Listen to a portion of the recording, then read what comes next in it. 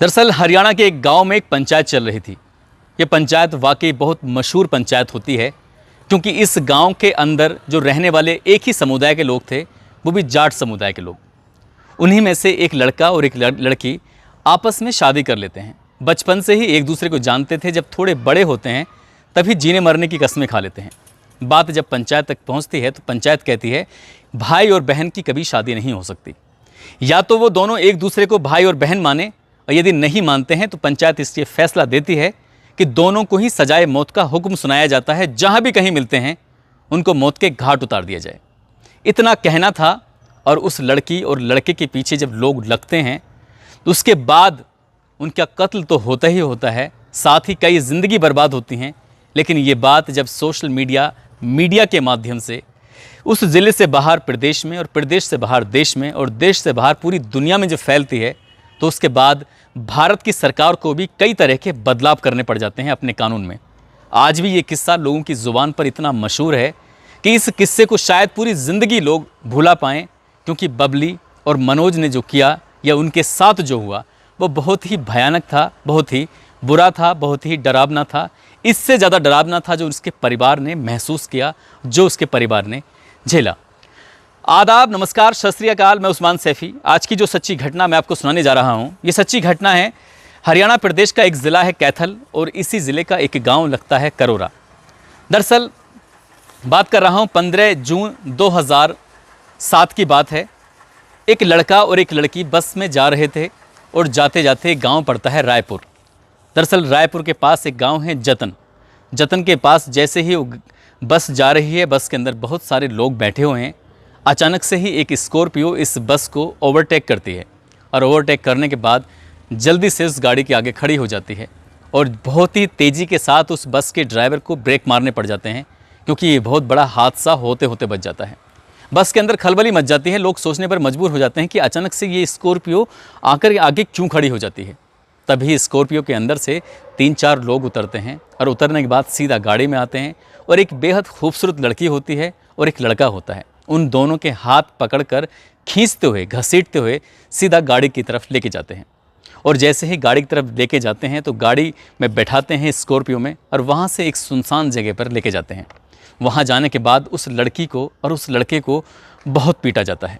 जब तक पीटा जाता है जब तक दिल नहीं भर जाता, और जब दिल भर जाता है तो जहर का एक प्याला लिया जाता है, और जहर का प्याला उस लड़की को दिया जाता है। कहा जाता है कि इसको पियो।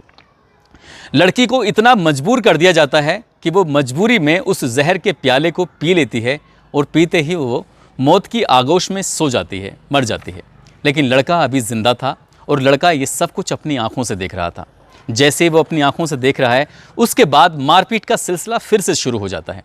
उस लड़के को बहुत मारा जाता है, बहुत पीटा जाता है, जब तक वो थक नहीं जाते, जब तक ऐसा लगता है जैसे कि उनकी हसरतें थीं वो पूरी नहीं हो रही थीं। और जब ये हसरत पूरी हो जाती हैं तब उस लड़के के हाथ और पैर दोनों बांधे जाते हैं, और उस स्कॉर्पियो के पीछे बांध दिया जाता है। फिर उस स्कॉर्पियो को बहुत तेज़ी के साथ राउंड दर राउंड घुमाया जाता है। वो जब घूमती रहती है और ड्राइवर भी थक जाता है, उसे चलाते चलाते जब उसे लगता है कि हाँ अब मुझे तसल्ली हो गई है, अब मुझे आराम मिल गया है, तब कहीं जाकर उस लड़की की लाश के पास उसे लाया जाता है।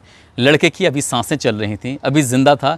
ऐसा लग रहा था कि यदि उसका उपचार कराया जाए, किसी डॉक्टर के पास लेके जाया जाए, तो शायद उसकी सांसें रुकने की बजाय चलने लगेंगी और वो एक ज़िंदगी जी सकता है। लेकिन लड़की मर चुकी थी और लड़का भी ज़िंदा था। तभी उन्हीं स्कॉर्पियो सवार जो लोग थे उनमें से ही किसी ने, एक ने आया, उसके पास आने के बाद उसका गला घोंटकर उसकी हत्या कर दी। और हत्या करने के बाद लड़का और लड़की को एक साथ रस्सी से बांधा जाता है। फिर उन्हें बांधने के बाद बोरी के अंदर डाला जाता है, और बोरी के अंदर डालने के बाद फिर नारनौद एक नहर है, नारनौद नदी के नहर के अंदर उन दोनों लाशों को फेंक दिया जाता है। 15 जून की ये वारदात थी। लगभग 9 दिन गुजर जाते हैं, और जैसे ही ये 9 दिन गुजरते हैं तो जो लड़का है और लड़की है, इन दोनों के ही घर वाले इन दोनों को तलाशना शुरू कर देते हैं। लड़की वाले अपनी बेटी को तलाश रहे थे, और लड़के वाले अपने बेटे को तलाश रहे थे। जब कहीं कोई सफलता नहीं मिलती है, तब कहीं जाकर लड़के के जो घर वाले होते हैं वो नज़दीकी पुलिस स्टेशन जाते हैं। वहाँ पर FIR दर्ज कराते हैं। कहते हैं कि हमारे जो बेटा है, हमारा जो लाल है, उसके साथ कुछ हादसा हो चुका है, उसके साथ कुछ वारदात हो चुकी है। लगभग 9 दिन के बाद यानी कि 23 जून 2007 को नारनौद नहर में 2 शव मिल जाते हैं। दोनों शव एक साथ बंधे हुए थे और वो बोरी के अंदर पैक थे। जैसे ही आसपास के लोगों को ये सूचना मिलती है तो वो लोग पुलिस को सूचना देते हैं। पुलिस मौके पर आती है और दोनों शवों को बाहर निकालकर जब उनकी शिनाख्त करने की कोशिश की जाती है तो पता चलता है कि ये वही शव हैं जिनके परिवार के लोग उनको तलाश कर रहे हैं। दरअसल ये लड़का और लड़की ये रहने वाले हैं हरियाणा का एक ज़िला है कैथल, और कैथल का एक गांव लगता है करोरा। बात बचपन से ही थी, एक दूसरे को जानते थे। लड़का अभी 12वीं क्लास में पढ़ रहा था और इलेक्ट्रॉनिक का मिस्त्री भी था। जो कमाता था उससे घर का खर्च चलता था। ये 2 भाई और 2 बहनें होते हैं। पिताजी की पहले ही मौत हो चुकी थी।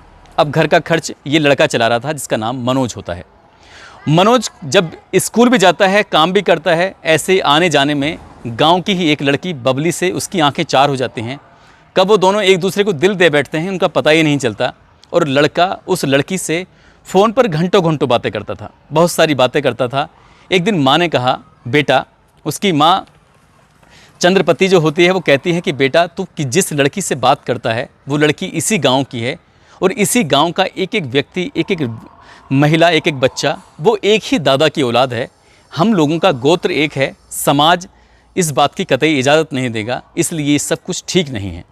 जब ये सब समझाने की कोशिश करती है, समझाने के बाद जब लड़का मानता नहीं है तब इस लड़के की माँ जो होती है वो सीधा उस बबली की माँ के पास पहुँचती है, यानी कि लड़की की माँ के पास जाकर कहती है कि आपकी बेटी और मेरे बेटे में आपस में दोनों में प्यार मोहब्बत की कुछ कहानी चल रही है। मैं चाहती हूँ कि इसे यहीं ख़त्म कर दिया जाए, इसे यहीं रोक दिया जाए। यदि ये नहीं रोका तो बात आगे बढ़ जाएगी और समाज इस बात की कभी इजाज़त नहीं देगा। उस लड़की की माँ ने भी उसको समझाने की कोशिश की थी, लेकिन लड़का और लड़की एक दूसरे से प्यार करते थे, एक दूसरे के साथ रहना चाहते थे। और एक दिन ऐसा भी आता है कि 7 अप्रैल 2007 को इस लड़के का इंग्लिश का कंपार्टमेंट का एग्ज़ाम होता है। वो कंपार्टमेंट के एग्ज़ाम देने की तैयारी में था और घर से 5 अप्रैल को निकल जाता है। उसके मन में कुछ चल रहा था, उसके दिमाग में कुछ चल रहा था। वो जाता तो पेपर देने के लिए, एग्ज़ाम देने के लिए था, लेकिन इसी दिन गाँव से उस लड़की भी अचानक से गायब हो जाती है। दोनों साथ साथ चले जाते हैं।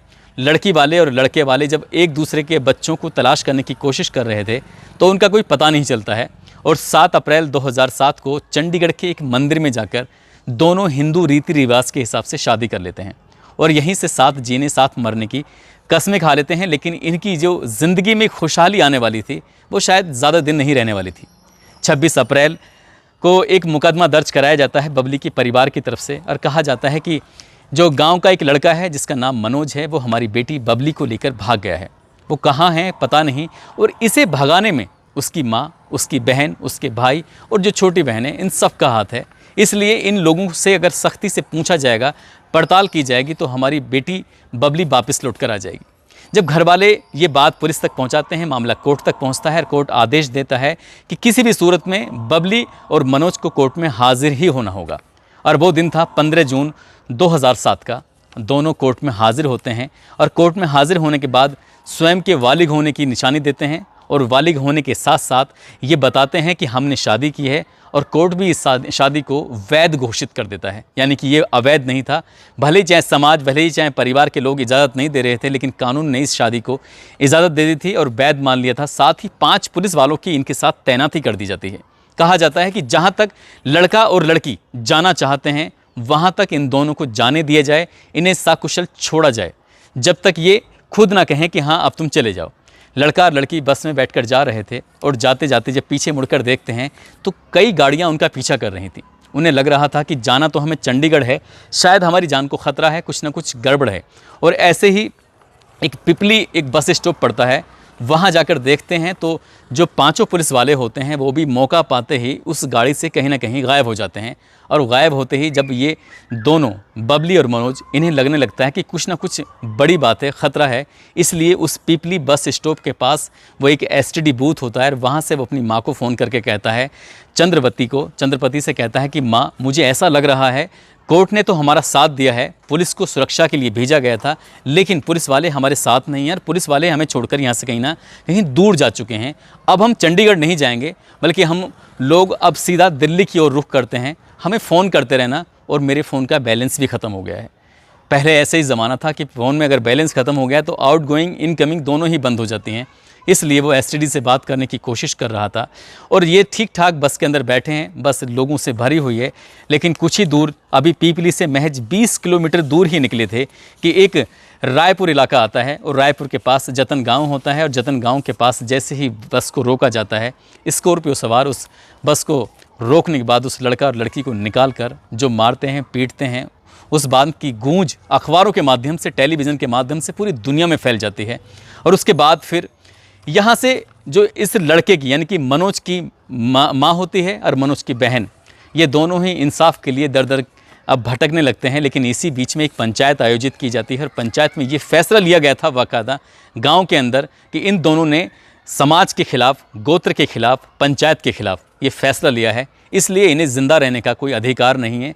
साथ ही एक बार फिर से पंचायत होती है और कहा जाता है जो लड़के की माँ हैं और लड़के की बहन इस केस की पैरवी कर रहे हैं, और जब तक वो केस की पैरवी करेंगे और ये केस वापस नहीं लेंगे, खां पंचायत का एक एक व्यक्ति 10-10 रुपये इकट्ठा करेगा और 10-10 रुपये इकट्ठा करने के लिए फिर ये केस लड़ा जाएगा और केस के लिए पूरा समाज एक साथ खड़ा होगा। किसी भी व्यक्ति ने अगर इनकी मदद करने की कोशिश की तो उन्हें 25,000 रुपये का जुर्माना ठोका जाएगा। बस इतना आदेश था खां इस पंचायत का। और उसके बाद फिर पूरे इलाके में ये बात आग की तरह फैल जाती है। फिर किसी में हिम्मत नहीं थी कि इस परिवार, यानी कि मनोज के परिवार का कोई साथ दे सके। सबसे दिलचस्प बात यह भी थी कि खां पंचायत के अंदर जो मेन सर्वे सर्वा था वो उस लड़की का खुद का दादा होता है, गंगाराज। और जैसा वो चाह रहा था वैसा फैसला लिया जा रहा था। फैसला लेते लेते जब आगे वक्त बढ़ता है तो जब ये कोर्ट कचहरी के चक्कर लगाने से पहले कहीं ना कहीं इस बच्चे की, इस लड़के की, इस लड़की की अस्थियां आने वाली थी, तो इस लड़के की माँ यानी कि चंद्रवती और उसकी बहन सीमा गांव के कुम्हार के पास जाते हैं और जाकर कहते हैं कि हमें एक घड़ा दे दो जिसमें हम अपने बेटे की अस्थियां रख सकें। तो कुम्हार डर जाता है, कहता है कि मैं खां पंचायत से लड़ नहीं सकता, झगड़ नहीं सकता। खां पंचायत ने तुम्हारा हुक्का पानी, तुम्हारा पूरी तरह से बहिष्कार कर दिया है। बात यहीं पर नहीं थमी थी। जब बात कोर्ट कचहरी के चक्कर लगाने होते थे तो टेम्पो वाला, रिक्शे वाला भी उन्हें अपने रिक्शे में बिठाने से डरता था, कहीं ना कहीं घबराता था। घबराहट की सीमा यहीं पर नहीं थी। अखबार वाले भी लिखने से डरते थे, घबराते थे। और यही नहीं, पुलिस वाले जब गांव आते थे बड़े बड़े सारे लोगों को देखने के बाद पंचायत में, वो भी डरते थे, वो भी घबराते थे, वो भी कहीं ना कहीं साथ नहीं दे रहे थे। लेकिन लड़के की माँ ने, लड़के की बहन ने हिम्मत नहीं हारी और लगभग 33 महीनों के बाद 50 बार इस मामले की सुनवाई होती है। और जब सुनवाई होती है, करनाल की अदालत 4 लोगों को, यानी कि चाचा, मामा और भैया सहित 4 लोगों को फांसी की सज़ा का हुक्म सुनाया जाता है। कहा जाता है कि इन्होंने इस अपराध को अंजाम दिया है, इसलिए इन्हें जीने का, इन्हें समाज में रहने का कोई अधिकार नहीं है, हक नहीं है, और इन्हें सजाए मौत का हुक्म सुनाया जाता है। साथ ही जो उस लड़की का दादा होता है, गंगाराज, उसको भी उम्र कैद की सज़ा सुनाई जाती है। और जिस दिन ये स्कॉर्पियो उस बस का पीछा कर रही थी, उसमें एक ड्राइवर था जो हायर किया गया था, उसको भी 7 साल की सज़ा सुनाई जाती है। सब कुछ ठीक चल रहा था, लड़ाई जारी थी। और साथ ही जब मामला हाई कोर्ट पहुंचता है तो हाई कोर्ट पहुंचते पहुंचते हाई कोर्ट के जज साहब कहते हैं कि जो फांसी की सज़ा दी गई है उसको हम उम्र कैद में बदल देते हैं, तब्दील कर देते हैं। और जो गंगाराज इस लड़की का दादा है जिसको उम्र कैद की सज़ा सुनाई गई है, उसके हम सबूतों के अभाव में उसको बरी कर देते हैं। और उसके बाद फिर क्या आगे कहानी बढ़ती है। आगे कहानी बढ़ने के बाद सुप्रीम कोर्ट पहुंचता है और वहाँ पर भी उन्हीं को उम्र कैद की सज़ा बरकरार दी जाती है। लेकिन हैरान करने वाली बात ये थी, जिस जज ने करनाल कोर्ट के अंदर फांसी की सज़ा सुनाई थी, उन लोगों ने, पंचायत के लोगों ने उस जज को भी धमकी दी थी कि हम तुम्हें छोड़ेंगे नहीं। इसलिए जज भी डर की वजह से अपना वहाँ से ट्रांसफ़र कराकर कहीं ना कहीं अलग चले जाती है। जब ये बात केंद्र सरकार तक पहुँचती है तब कहीं जाकर इस मामले में अपनी तरफ से कोई सुनवाई होती है। इसके बाद कानून में बदलाव किया जाता है। गृह मंत्री थे उन दिनों पी चिदम्बरम, उन्हें आगे आना पड़ता है और बड़ा तकड़ा करके फैसला लेना पड़ता है। कानून में बदलाव करने के बाद शायद ये हिंदुस्तान का पहला ऐसा ऑनर किलिंग का मामला था जिसमें क्या किसी अपराधियों को, आरोपियों को फांसी की सज़ा सुनाई गई थी, लेकिन वो फांसी की सज़ा अंजाम तक नहीं पहुँची, उन्हें उम्र कैद तक सीमित कर दिया गया था, समेट दिया गया था। उसके बाद बहुत सारे ऑनर किलिंग के मामले होते रहे हैं, लेकिन जिस तरह से अपराधियों को सज़ा मिलती रही है उस हिसाब से वो अपराध का ग्राफ थोड़ा कम होता चला गया। लेकिन कहते हैं कि इस मामले में वाकई बबली और मनोज ने जो सहा था, उसके परिवार ने सहा था, वो वाकई बहुत अपना आप में बहुत ही घृणित था। समाज को ऐसे नहीं करना चाहिए था। टेम्पो वाला रुकुमहार तक अगर साथ नहीं देगा तो बताइए कैसी स्थिति पैदा हो गई होगी इस परिवार के सामने, कैसे तिल तिल मर रहे थे। हालांकि कुछ दिन के बाद उस लड़के की जो बहन थी सीमा, उसका हरियाणा पुलिस में सिलेक्शन हो गया था और वो एक इंटरव्यू में कहती है कि एक दिन उसको एकेडमी के अंदर जहां वो ट्रेनिंग ले रही थी, उसको मारने के लिए कोशिश की गई थी। आरोपियों को 25 लाख रुपए की सुपारी दी गई थी, लेकिन उसकी किस्मत वाकई अच्छी थी जो बच गई थी। दोस्तों, इस घटनाक्रम को सुनाने का उद्देश्य किसी को परेशान करना नहीं है, किसी का दिल दुखाना नहीं है, बल्कि आपको जागरूक करना है, आपको सचेत करना है। जाते जाते कुछ लोगों के जन्मदिन हैं, जिसमें अरीवा और निज़ा हैं जो जोया अमरोहा के रहने वाले हैं। इनको जन्मदिन की बहुत सारी शुभकामनाएं। शिवांश कुमार हैं, जहांगीर आलम बिहार से हैं, राजेश मीणा हैं, अंकुपाल पूर्वी ठकरान, इन लोगों को जन्मदिन की बहुत सारी शुभकामनाएं। साथ ही पृथ्वीपाल, आरिफ, चंदन कुमार, बिंदु, हंसराज, रहमान, हरजेश, मिथुन, परवेज, रणविजय, नेहा, मनोज, पर्व, राजेश कुमार, रणवीर, आश्वित, विनोद कुमार, मनीष, निषाद, नीलेश लोधी, दिनेश, खुशहाल खान, प्रशांत माहेश्वरी, इन सभी ने नाम लेने की अपील की थी। आप सभी का दिल की गहराइयों से धन्यवाद। आप सभी का बहुत बहुत शुक्रिया। आप सब अपना ख्याल रखें, सुरक्षित रहें। जय हिंद, जय भारत।